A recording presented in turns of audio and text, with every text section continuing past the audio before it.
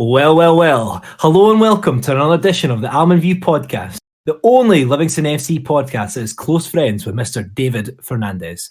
My name is Jake Pointer, and as usual, I'm joined by my co-host, Liam Innes. Hello there. And absolutely fabulous panellists, Thomas Froh, Owen Innes, and Mr. Stephen POVEY. Hello. This week, we will start, as usual, by talking about a Livingston defeat as we quickly mull over our home defeat at the hands of the Dandy Dons, Aberdeen. We'll also reveal the Almond View Player of the Month for April, as well as putting forward our nominations for the Almond View Player of the Season and Signing of the Season. And finally, we will be doing another quiz extravaganza ahead of the Lions game on the 12th of May against those ravenous Bears. Grr, Rangers. Boy, that sounds like a lot of content. Your headphones/speakers are the bread, and baby, we're the lion mail filling in this massive content sandwich we're providing for you. So munch down with us, you ferocious felines, and come on a taste sensation with us here at the Almond View podcast.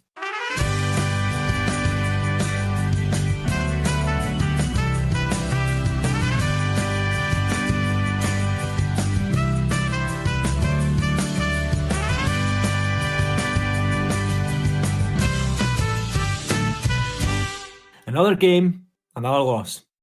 It's relentless, isn't it? When we started this podcast, everything was rosy. Now, well, it's just a big bag of shite. And for that, we take full responsibility. Saturday saw Livy put in another decent performance, but again, had absolutely nothing to show for it at the final whistle, as Aberdeen sucker punched us to a 2-1 defeat at the Macarena. We won't mull over it too long, because I genuinely don't think my heart can take the pain.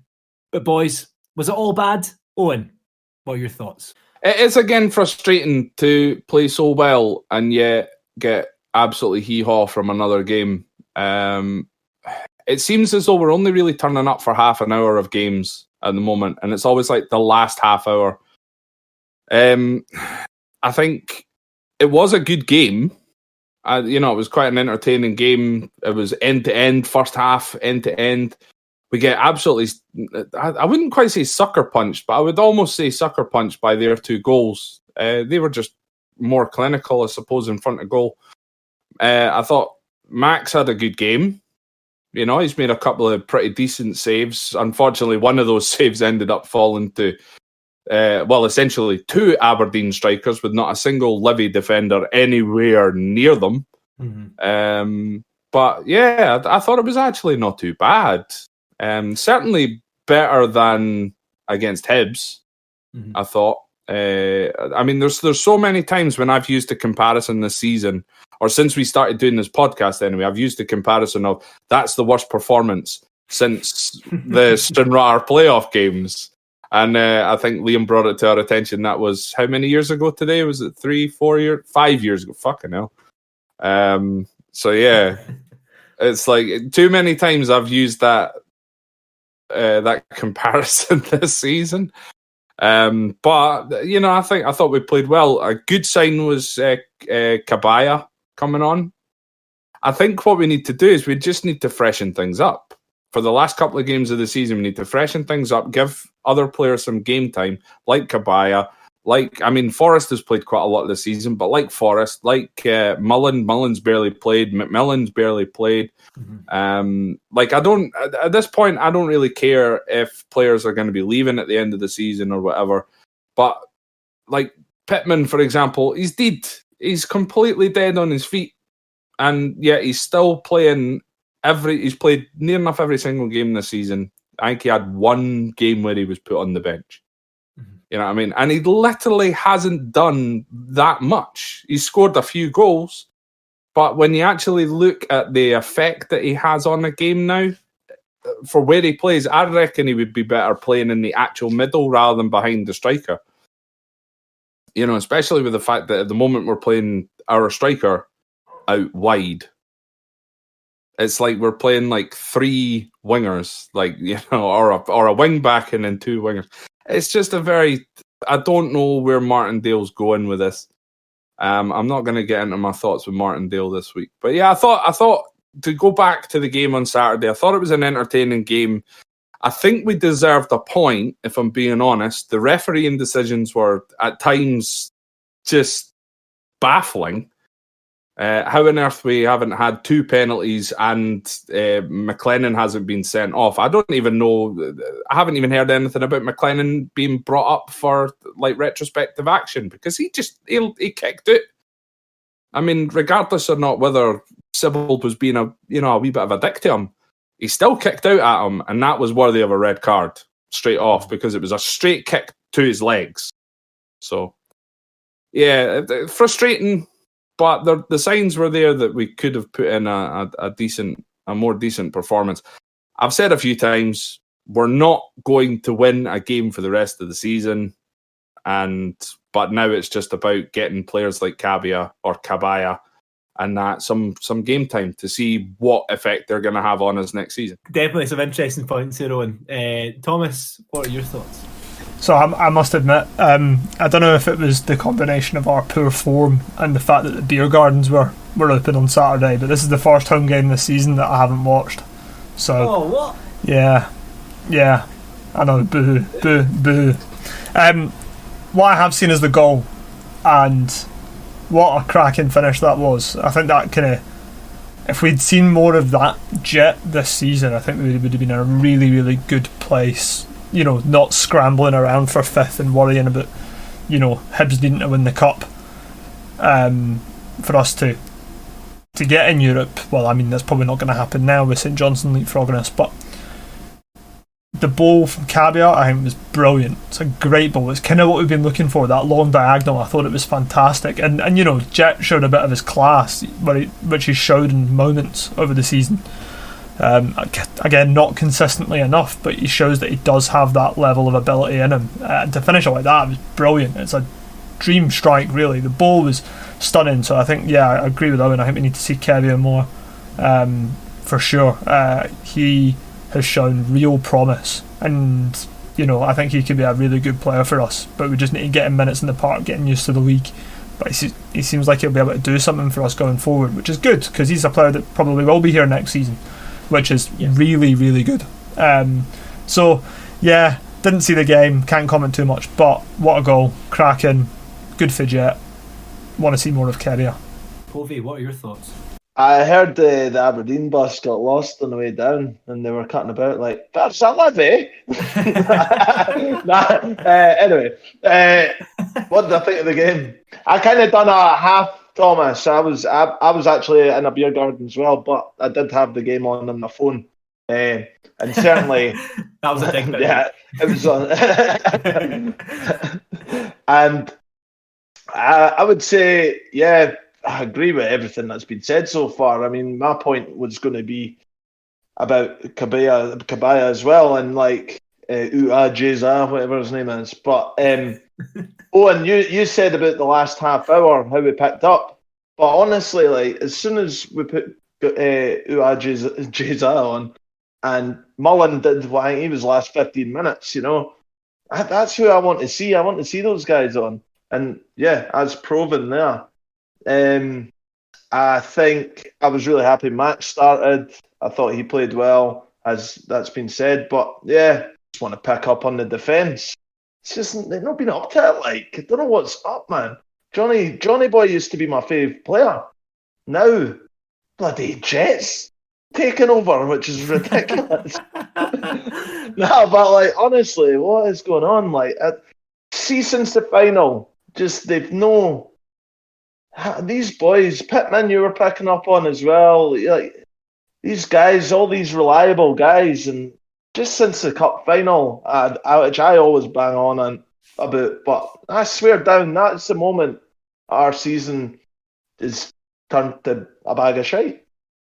However, I would say best I've seen is obviously we played well up in Pittodrie as well, and I do wonder. And I really hope that the players were at Tony Macaroni's for their pre-match meal before. Hopefully macaroni matchups happening because obviously we've got this last home game against Rangers. I think I'll eat Tony Macaroni matchup before we play the Ibrox lot the Broxy Bears. I'm thinking we'll be all right. Back to Tony Max, things will all be good again. That's what the problem's been. You were saying that since we started this podcast with fucking the wheels falling off, it's actually been since the team have not been able to go to Macaroni's. That's exactly the problem. That's where the problem lies. Fucking get Tony Max reopened, get the team back in there now. I think they were back in. They just need a few meals to warm up to, you know what I mean? Jet needs more of that calamari platter. Liam, what are your thoughts?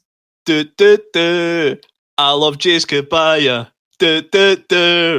Excellent crosser of the ball. What a guy, man. Right. I've been calling out for him for weeks. Ever since he scored against Kilmarnock, he's been frozen out the team. Yeah. He must be, like, it must be so frustrating. Every time I tweet about him on the View Twitter page, his ma is like, I agree with you, he should be playing. And I'm like, fucking right, Mrs. Kabaya, or whatever, I can't remember what her name is. But nah, honestly, he looks the part. He doesn't, he looks a bit like Pittman for me, in that I think whatever level he goes to, he looks like he'll just slot in, like, really well. Pittman was the same when he joined us, like, maybe took him a couple of games, and Kabaya again probably took him like a game or so. But he's so quick, man. He's got, it's just that ball for, like, the ball was great into Jet, but the wee build up to it, like, he was just he was chasing down that Ryan Hedges, and like no other player just really seems to want to do that at the moment, and like the season just sort of seems to be dying off. Jet again, I thought he was brilliant. Thomas sort of touched on it, that if we had that Jet at the start of the season, he would be 15, 20 goals. But again, I think actually the other West Lothian football-based podcast mentioned that if the reserve league was up and running and Jet could build up that sort of match fitness, probably would have got him a bit sooner to this level, because the way that he's playing now is the way that he wanted to play 3-4 months ago. So you can see when he's trying to do these wee nutmegs, these stepovers, and like sort of ghosting pass players, he can do it now. And he's now sort of realised, I'm at a level that I can do this, whereas before he was trying it, and it was like me at fives, like trying everything, and then thinking, why is this not working? I'm clearly the best player here. And it's not working. And that's a bit like Jet. Like, he is a step above, and like, it's... I can't wait for you to move to China, by the way. On the big money, baby. I'm the best player. I'm 2-footed, man. Liam has moved to China on a big money move to the Fives League, the Super Fives League in China. In Beijing. Just me going in a half every time I hit a shot and it goes wide. I think, what was I going to say? I've been completely thrown off my train of thought. It sounds weird to say. I think David Martindale said it in the press that, like, Livy have been good for J. Emmanuel Thomas, and J. Emmanuel Thomas has been good for Livingston. The only issue is that whilst J. Emmanuel Thomas has been good for Livingston, Livingston haven't been good for Livingston. So the rest of the team have been utter shit, and he's the only one that's looked sort of good. But nah, I mean, fair play. The guy, he's clearly a step above. He's obviously had some sort of fitness issues or personal issues before, and that's why he's sort of jobbed around Asia for mental money, but not a very good standard. I think it's been good seeing him in full flow, basically. And Jace Kabaya has to start the 2 games left, because what's the point of not starting him? Yeah. And he's going to be the saviour of Livingston next season.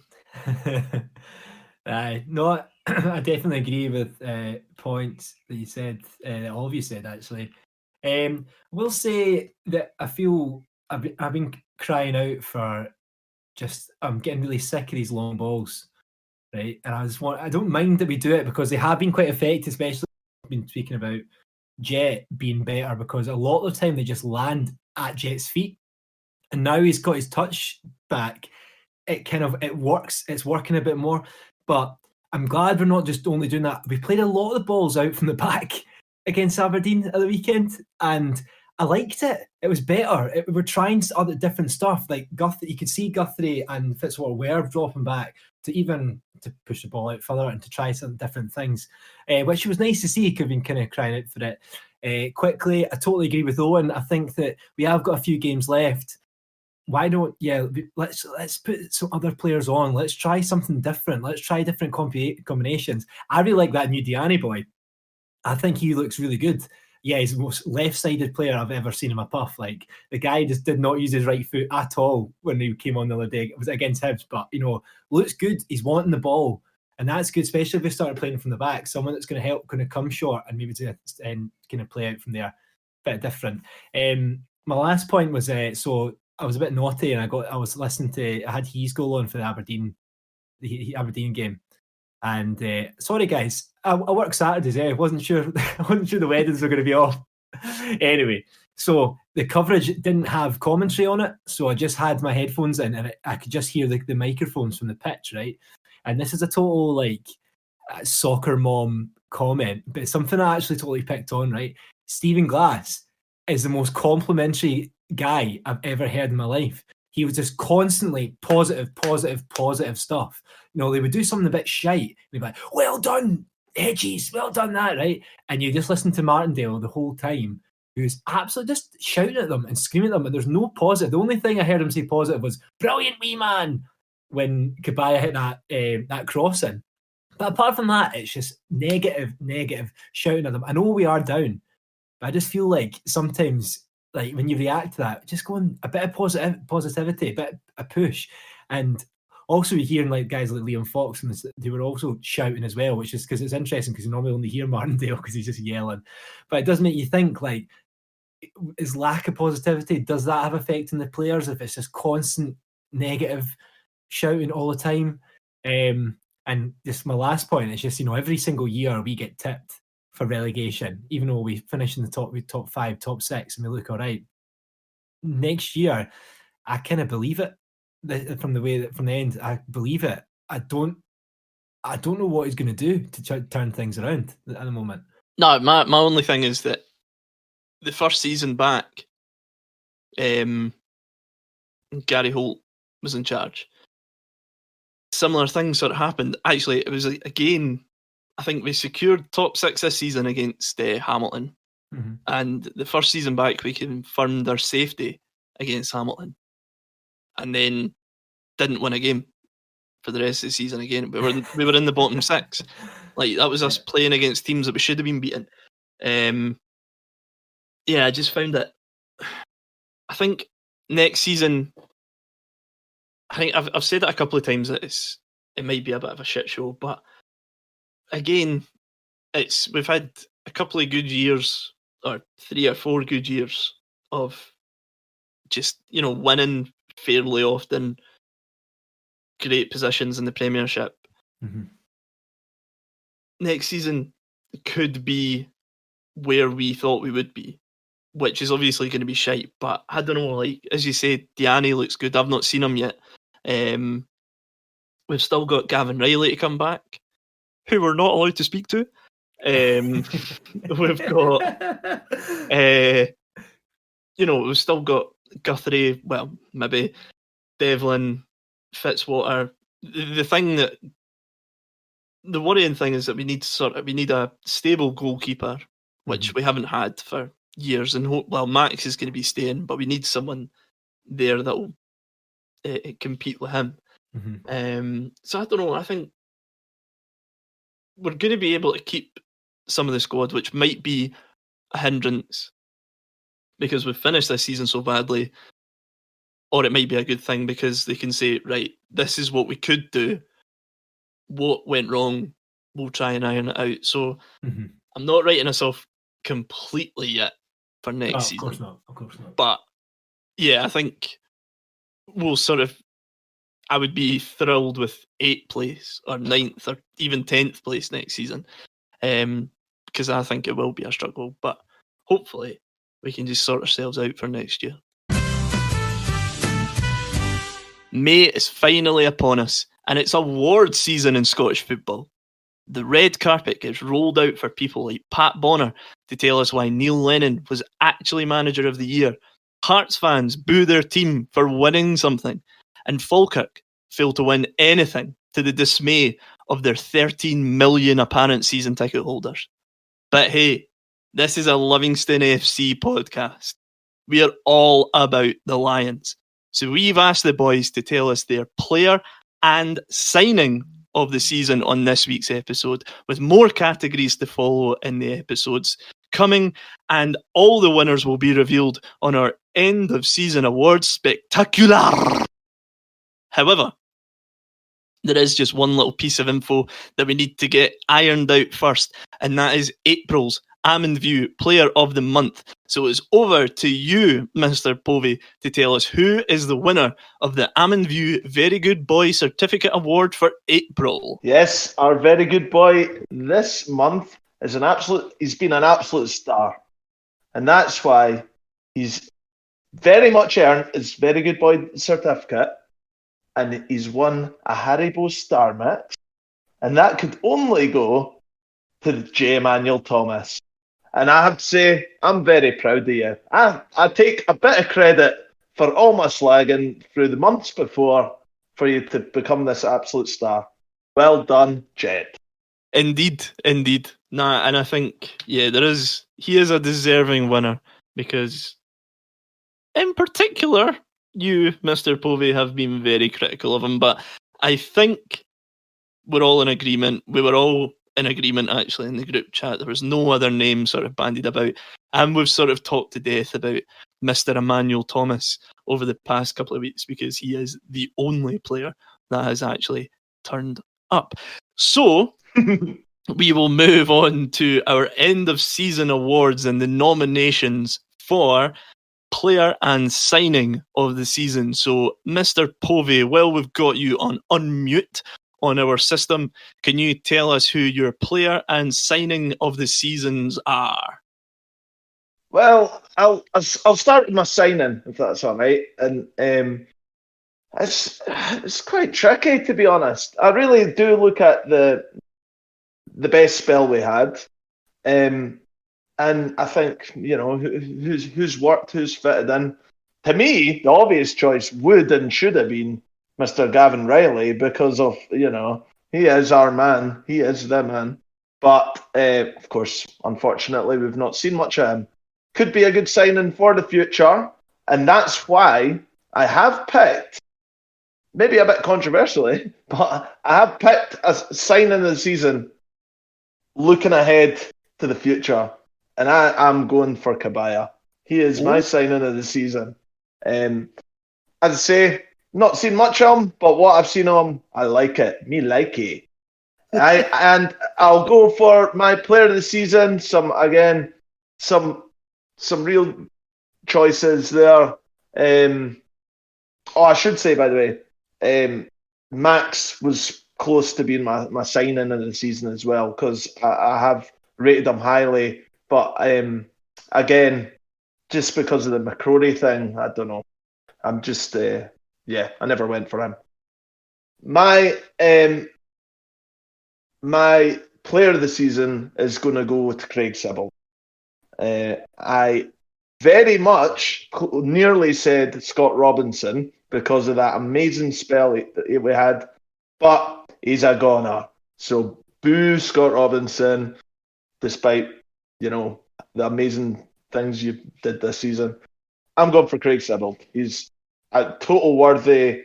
Been, you know, when the team's been down, he's been great. That cup final, which was a disaster, I at least felt like he gave it a good go. Yeah, that's my nomination. Sorry, I'm just hearing some hissing in the background. It appears to be the snake Scott Robinson. Thomas, why don't you tell us your signing and player of this season? So my signing of the season, maybe not one of the flashiest players going, but I think when I look back to this spell where we were really good, and also kind of most of this season he's been at a decent level, which you can more than you can say for some folk. So I'm actually going to go for Jason Holt as my signing of the season. He's not flashy, he's not amazing, but he's had spells where he's been pretty solid, and he's had that bit of experience in the middle of the park where I think we've maybe needed it. I know we've got Bartley as well, but he's done a job for us for the most part, and he's had his moments where he's done really good stuff, he's had his moments where he's not been that good, but you could say the same for probably literally anyone else. I don't think there's been anyone who's played consistently and been at a quality level, but I think to come in and play most of the games, I think that should count as a good signing, especially on a free. So yeah, that's why Jason Holt is my signing this season. My player of the season, I was going to say Scott Robinson, but I feel like I need to change it now. Scum. I know. It's actually honestly, I get it. Like, right, okay. Easily been. I'm going to double down and go for Scott Robinson. I know there's stuff going on and he's not played in a while, and it's maybe kind of coinciding with our downturn of results. But I think I was so happy for him when he was getting all the plaudits, because I'd kind of been a big fan of his for a long time. And again, he didn't do anything spectacular. There was some really good goals in there. The goal against Kilmarnock, I think, was stunning goal. It's got to be goal of the season for the most part. Maybe a couple of Jets have taken it over, but I think he was just so solid, and he really helped us with missing Dykes. He took up that role. His ability in the air, despite being a shorter fellow, was really impressive. It's something that we were kind of lacking. So as he grew in confidence, and as the team grew in confidence, especially after Holt left, he filled that hole of Dykes. Now everything happened since, it's crap. He can fuck off. But I think he's been the standout performances this season have been from Robbo up top during that run. I don't think anyone's had as big an impact on us as what he had during that run. So, Jake. I'm just wondering, right? So, see if in the actual club having the awards night, and they chose Robbo as like their player of the year, you think he'll turn up? Aye, but in a Motherwell tracksuit. Imagine he came in. Like, I know. Imagine he came in like Wolf of Wall Street, like, I'm not leaving. That'd be amazing. And Martindale just like, fuck off, Scott. Fuck off, get out. Takes his award, he's absolutely reeking. He's like, this one's for me. Fuck you, Davey. Oh god, that'd be a disaster. We need to be there for that. That'd be brilliant. Nah, fair. And to be fair, Scott Robinson is the only player that we've received a photo from. Fair enough, it wasn't him that sent the photo, but still, he's a good boy. Aye, I'm warming back to him. Fuck David Martindale. Right. Owen, can you tell us why Jackson Longridge is winning a double? Oh, here we go, boys. And get this over and fucking done with. Signing of the season, Jackson Longridge. Player of the season, Jackson Longridge. Wait. So for me, signing of the season, it's not Jackson Longridge, no matter how much I want it to be. I think he's been cracking since he came back. But my signing of the season is Alan Forrest. Getting Alan Forrest on a free transfer. He's James Forrest's brother, apparently. If you listen to Pat Bonner on the fucking radio every week. I think the impact that he had immediately at the beginning of the season, essentially scoring goals for fun. Fair enough, they were in the Betfred Cup, a lot of them. But he's the only player, realistically, that I can say, apart from Scott Robinson this season, who, when he picks up the ball, he heads for goal. He doesn't head for the wing. He cuts in, he tries to cut inside, and at least he'll have an effort. Now, to me, at the beginning of the season, especially when we were on that run and things like that, that was frustrating to me. because he would always take a shot and it would almost be quite Ryan Christie-esque. It would either be an amazing goal or it would end up in the Hammond or at the entrance to Tony Macaroni's, But I think the way in which he just always seems to power forward, and he's positive in his play. He's positive in his play. In terms of the other two that were selected for signing in the season, Kabaya, definitely. Holt, no. Holt is so negative on the ball as far as I'm concerned. But I think Alan Forrest has been brilliant. He basically got us to the Betfred Cup's final. When you look at the amount of goals that he scored in the Betfred Cup, I think he's definitely been a great signing. And with the right tutelage, let me emphasize this, with the right tutelage and the right management team in there, I think he'll be a cracking player again next season. Tutelage. By the way, can I just say, you've convinced me there. That was excellent points. Yeah. Well, it's not all about Jackson Longridge, is it? In terms of player of the season, again, there's so many choices to make. Max has been brilliant. Devlin at times has been brilliant. I'm glad by looking on like social media and stuff like that, I'm glad I'm not the only one who thinks that the boy can't cross. Thank fuck for that, because near enough everybody says the same thing. But Devlin's been really, really good this season. Serrano was good at the start of the season. Bartley's been in and out. Mullen was great for when he actually gets to play and gets a full sort of 90 minutes under his belt. Pittman's been decent. Jet's been good. But it can't be anybody else but Craig Sibbald for me.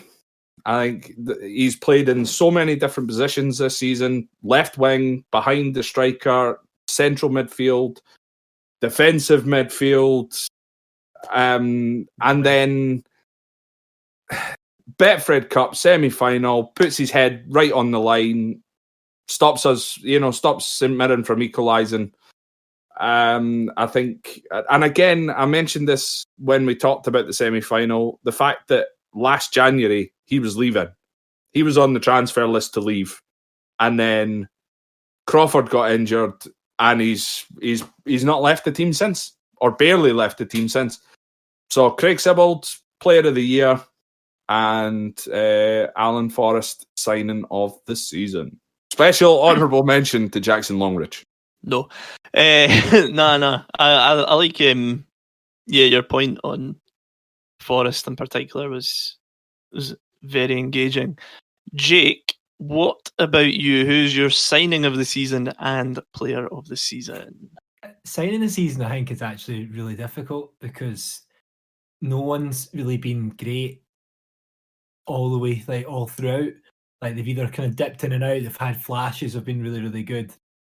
Flash has been pretty shite. It's a tough one for me. I'm going to go and say Mullen. Mullen is obviously, because even when he's been a bit shite, or not, he's never been totally shite, or just maybe not kind of doing what we would want him to do by kind of going down the wing more. His delivery has always been pretty good, and I've always still feel even when he's got the ball at his feet, something good can still happen from it. Unlike, sometimes I almost hate to say this, but with Devlin, when you go, where the fuck's this ball gonna go? Is this when he's in a good position? You're like, is this gonna be all right? Also, I do want to be different as well. I thought Serrano's been a good signing. I like his style of play. Obviously, been a little bit different with having Owen's love child at left back. I like Serrano. I thought he was in good spells. So this is a tough one, but I think I'm going to go Josh Mullen.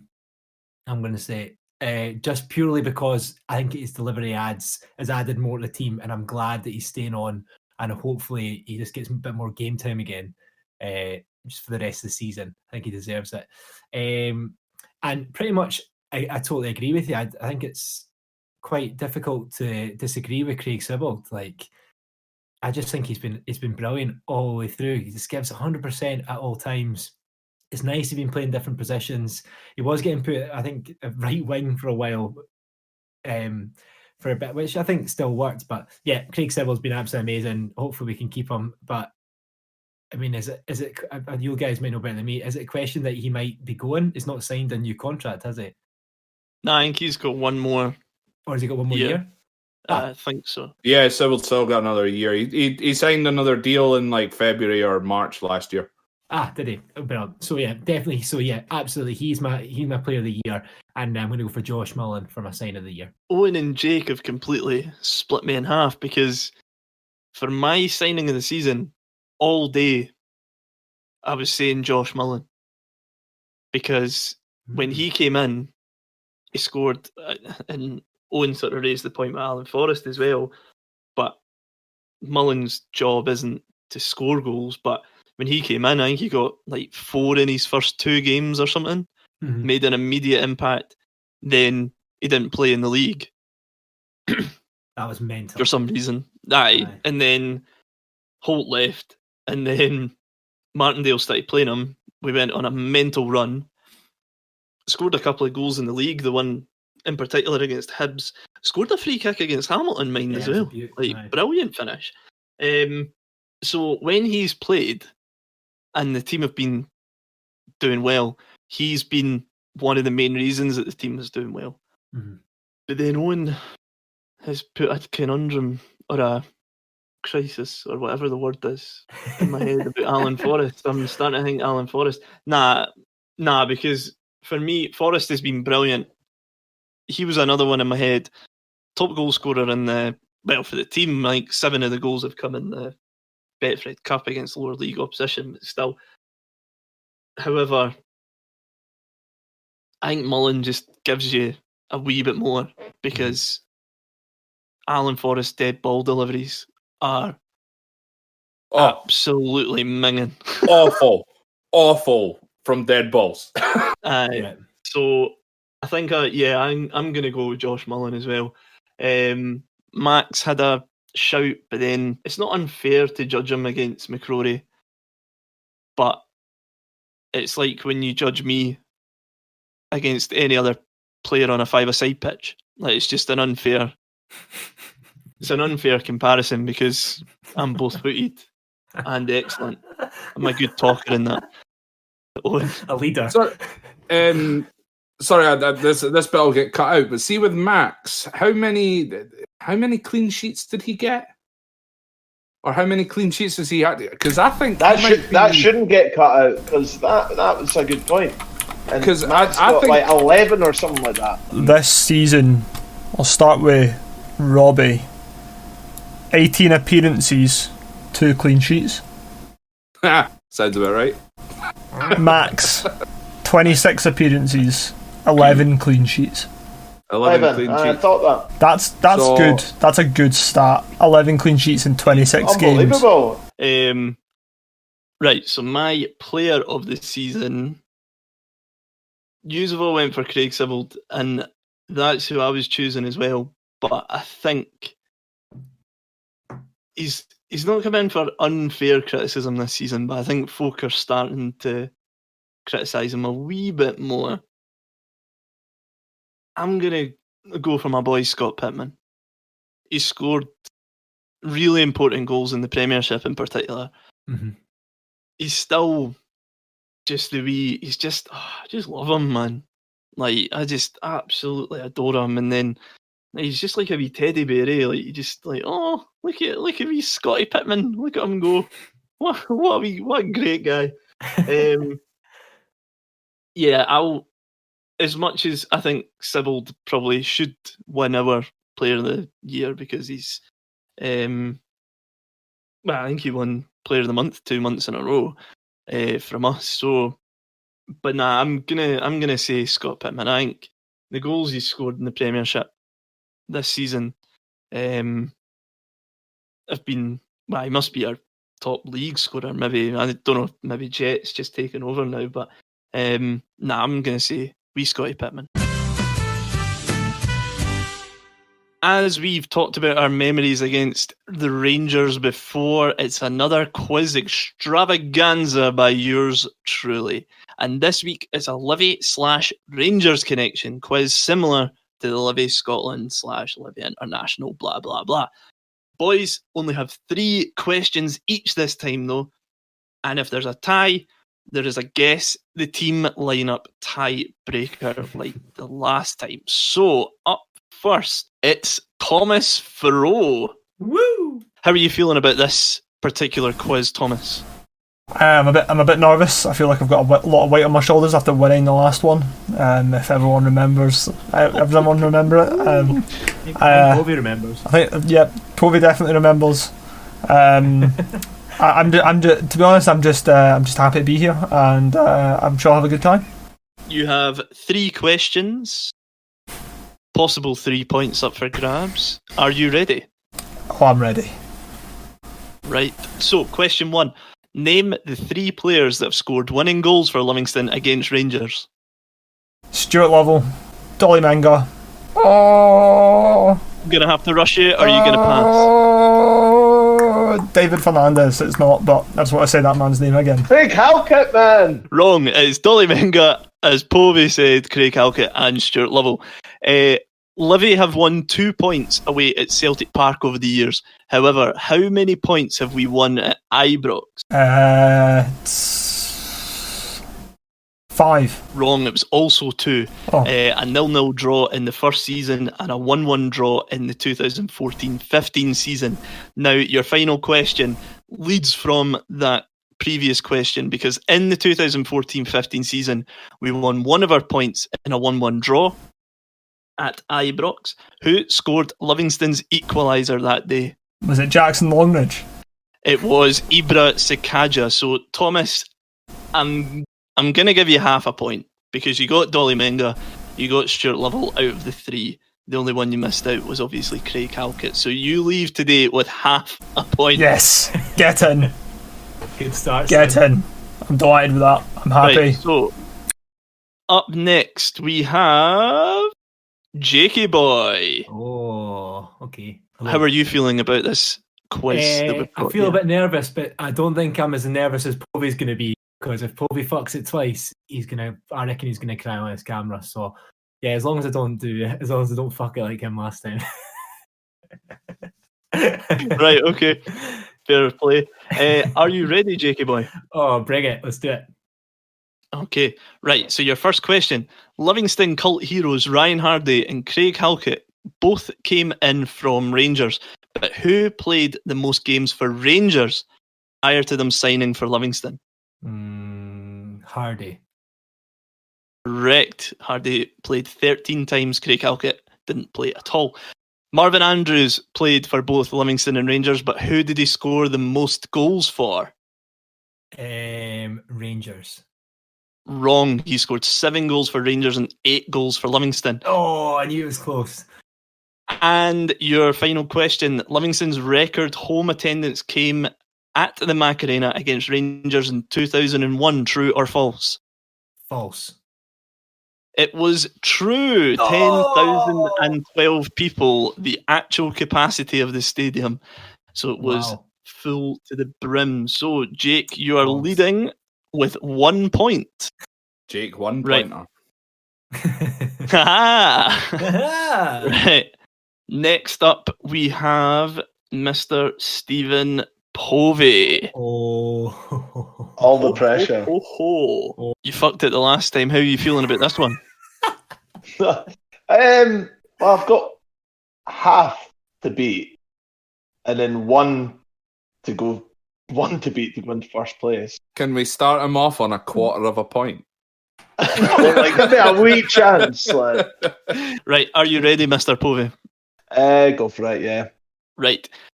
Your first question. How many current/ex-Rangers players are currently in the Livingston squad? And can you name them? Well, I'm just going to go through and probably miss someone. But Robbie McCrory. That's one. There's There's one ex. Yeah. Jason Holt. Yep, that's it. How many permanent Livingston managers were ex-Rangers players? And I'll give you a bonus point if you can name them. Let's just go. I'm stabbing the dark. 1. Wrong. It's 3. Kenny Miller, Gary Boland, and Richard Goff. If you'd gotten that correct, Man.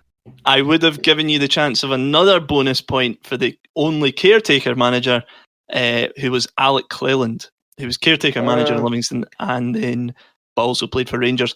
And your final question. Oh, here we go. Forgot about that. What do ex-Rangers chief Craig White and Angelo Massoni have in common when they bought their respective clubs? They bought it for a 50p or something. Oh, you were so close. They bought it for £1. A pound, I meant pound. No, you said 50. You said 50p for. Ah, fuck. I know. Ah, damn. Owen, how are you feeling about this quiz? I don't know. After getting fucked by Jordan Thompson the last time, I don't know. Right, are you ready to proceed? As ready as I'll ever be. Right. Your first question. Miles Hippolyte scored 2 goals for Livingston against Rangers and both were scored at the Mac Arena. True or false? True. Correct. There are 3 players that are tied as top goal scorers for Livingston against Rangers in league games. Can you name them? Craig So Halkett. I think Craig Halkett scored 2. Okay. Is that one of them? No, you're wrong. I'll I'll give you half a point if you can name 2 of them then. Derek Lilly. Nope. I don't know. Miles Hippolyte, Barry Wilson, and Rolando Zarate. Oh wow! All I never would have got Zarate, and I definitely wouldn't have got Hippolyte. In our worst season ever, the 2005-06 season, Livy managed a 2-2 draw with Rangers at home. Who scored the double for Livingston to win the point? Don't know. I'm passing on that. I don't know. Robert Snodgrass. Snoddy. Wow. Is that a tiebreaker? So, It's a tiebreaker, it's yeah. a tiebreaker question. Can- So, Who wins it's this another now, guess man? the team. There'll be some serious ripping. Can you round my point up to 1? Are we rounding up? No, I'm absolutely right, not. You were given that half a point by the sheer I know, that generosity. was generous. I should have got half a point for 50p since it was half the amount. Right. So the game that we're looking at for the lineup for the tiebreaker is Livingston 2, Rangers 1 from season 2001-2002. Now, you can name both Livingston and Rangers players if you want. Before, I was saying you were being knocked out if you named an unused sub, or you went again if it was a substitute that came on. I'm not going to do that this time. If you name any player that was in the matchday squad for either Livingston or Rangers, then you'll be able to stay in the game. So Okay. it's between Jake, Povey, and Owen. We will go in that order, actually. So, Jake, you start us off. Remember, don't take the piss. Don't take too long. Yeah. I just want you to go straight, but after I prompt you. So, are you all ready? Yeah. Yes. Yes. Cool. Right. Time starts now. Jake. David Fernandez. Correct. Povey. Sheriff Terry, my man. Correct. Owen. Good Fernandez. Get him out! That Get him has out. already Fuck, been I'm said. out for that. Nah, Owen, you're out. Right. Jeez, oh. Was not paying attention. Oh Right. no! Right, I Jake. threw you with Sheriff, didn't I? Man, I I've was gonna say got that the as well. entire Rangers lineup in my head as well. I know the entire fucking Rangers lineup. Why the fuck? I No, didn't well, go for we'll one of them. never hear it. We'll never we need hear to it. finish up. Right, Sorry. Jake. Barry Wilson. Correct. Povey. Francisco Quino. Yes, Jake. Gary Boland. He was an unused sub. Povey, your go. Marvin Andrews. Stuart Correct. Lovell. Correct. Oscar Rubio. Correct. Stefan Kloss. Correct. Amaruso. Correct. Michael Moles. Correct. Oh, I'm sweating now. Oh my God. Dorado. Come on. Fuck. Who did you say? He said Dorado. No. Ronaldo wasn't Povey. even with us at that time. I know. Man. I So fucked it. I'll give the full lineup. The Livingston lineup was Brotto, Branquin, Rubio, Andrews, Santini, Kino, Toure, Maman, Makel, Wilson, Tosh, and Fernandez. The subs that came on that day were Stuart Lovell, Djokovic. I was going to say Novak Djokovic, and then I was like, that's what threw me as well. Well, you would have been wrong because Novak I Djokovic know, is a fucking I know. tennis player. That's why. I didn't- why I didn't say it on. Like, fuck. I don't know what that boy's did. I would have given you the point for Jovic. Jovo Djokovic. That was it. Yo. And Caputo came on as well. So he The did. unused subs that day, were Gary Boland and Dave McEwen. The Rangers lineup Aye. was Stefan Kloss, Morris Ross, Bob Malcolm, Lorenzo Amoruso, Vidmar, Kanchelskis, Nerlinger, Latipe, Neil McCann, Michael Moles, and Billy Dawes. The subs that came on for them: Arthur Newman, Peter Lovenkrands, Torre Andre Flo. The unused subs for Rangers: Claudio Caniggia and a certain Alan McGregor. So that's us for another week. Make sure you check out our socials and to our past interviews, such as David Fernandez and Danny Denham. Thank you so much for listening. Get it right up your povey. Forza Livy, #Lions in the Camp. See you next week.